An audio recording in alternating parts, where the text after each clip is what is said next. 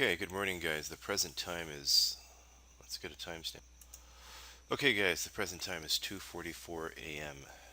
and today is Thursday, July 17th, 2014. Alpha Trading Strategies. We are looking here at the S&P 500. As a matter of fact, let's change this chart.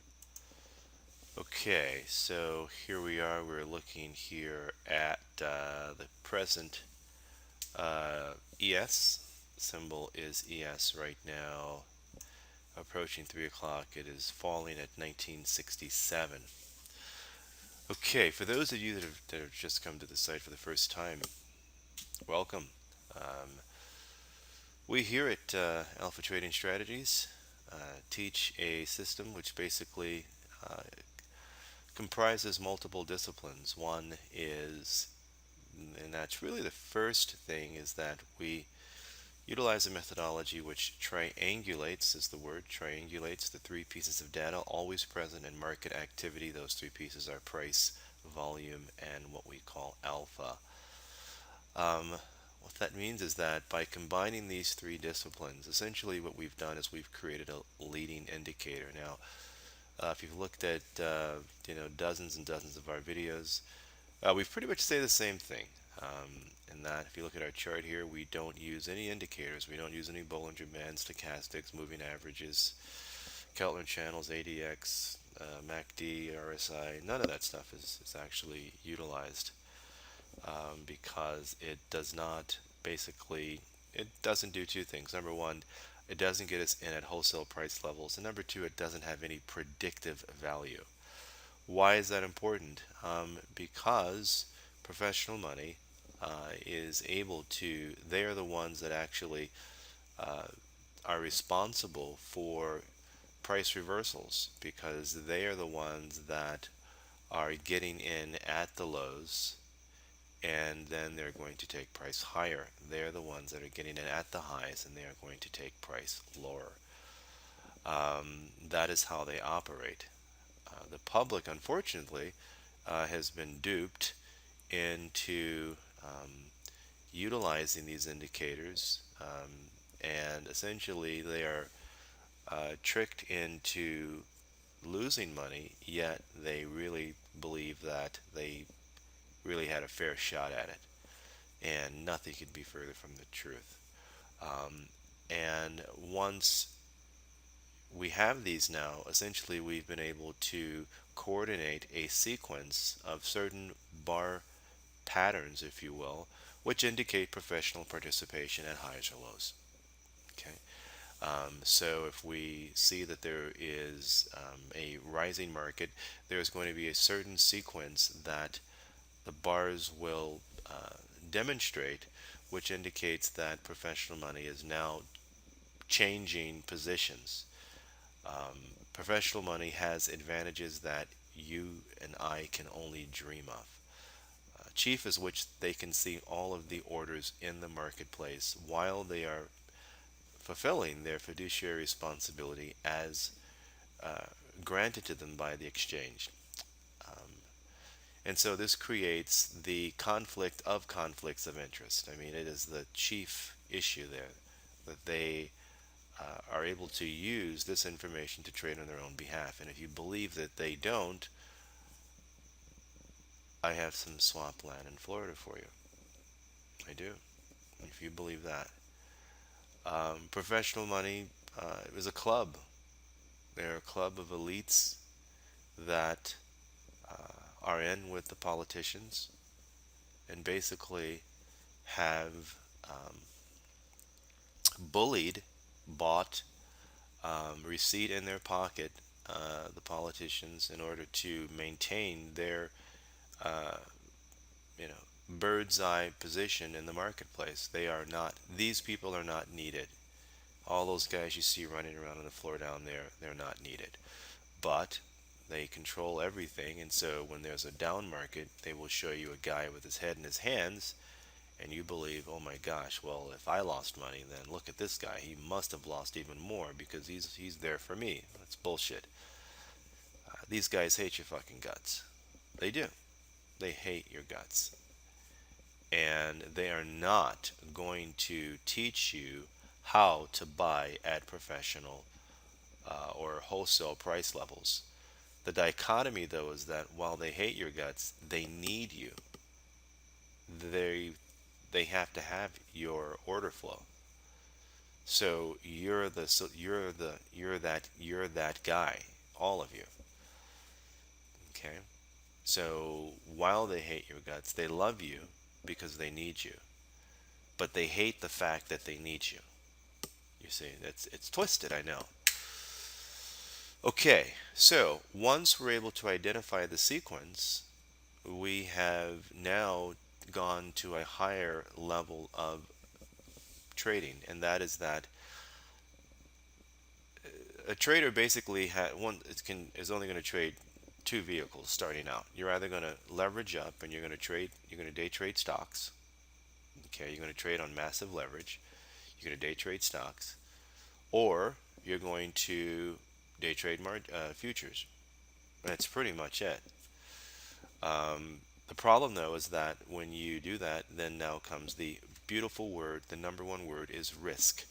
How do you control your risk? Forget money management. That's just how you allocate capital.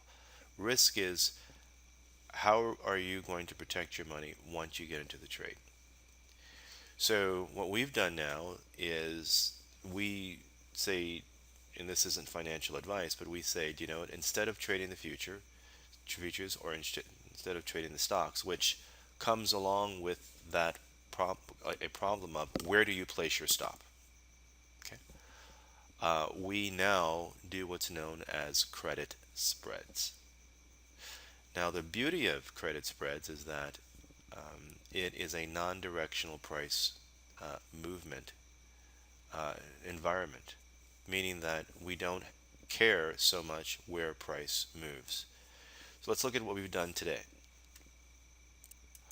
Okay, right now we're sitting in, these are just some positions that we've closed out in coffee. Again, this is a credit spread. Um, Crude oil, this was a credit spread. And presently, right now, we're sitting in the ES credit spread. Okay. This is a weekly. We've got 8 days remaining, and it closes next Friday, as well as the SPX. Okay. So let's look at the SPX because essentially, and another reason that we trade the indices is that it gives us favorable tax treatment. Section 1256 basically classifies 60% of the profits as long-term capital gains, 40% as short-term capital gains. So, if you're at a 35% tax bracket, assuming a 35% tax bracket, these profits are somewhere around 23%. So, it's a 12% reduction in taxes on the profits. Why not trade it?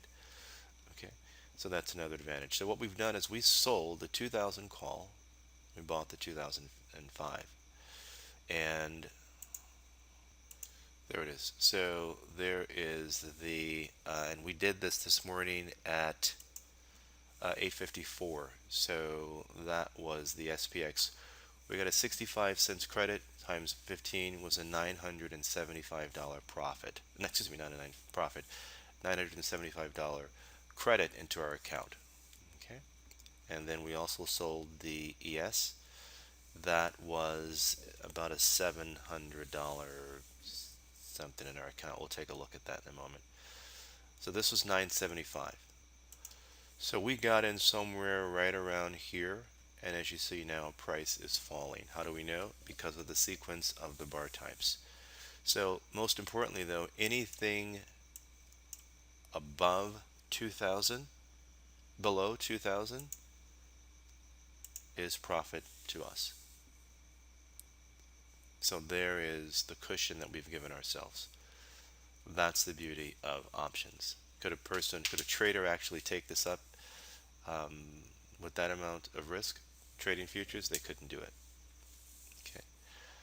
Um, so so we sold the 2000, bought the 2005, and as you see here, price is falling. Um, And the SPX doesn't trade overnight, but the ES is trading overnight, and you see that on this position right now. If we close this out, we would uh, keep 125 of that. So when this opens tomorrow, assuming the price stays somewhere in this vicinity, this will turn profitable as well. This particular trade here, based on the 975 credit, required 7,500 margin.